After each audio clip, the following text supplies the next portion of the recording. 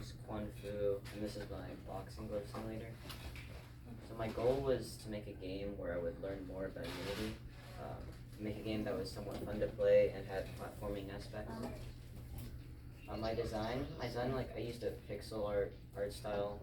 That the character you play as is a boxing glove, because I don't know. For points, I used water because athletes need water, and then I used spikes because people generally know that they hurt you. Program, I used C# in Visual Studio. I used a lot of private and public game objects, and a lot of if statements because like collisions.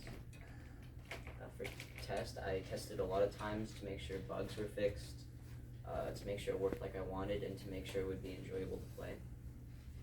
If I would rethink the game, I would expand the map. I would make a wider variety of enemies, implement more attacks to use, and maybe a storyline.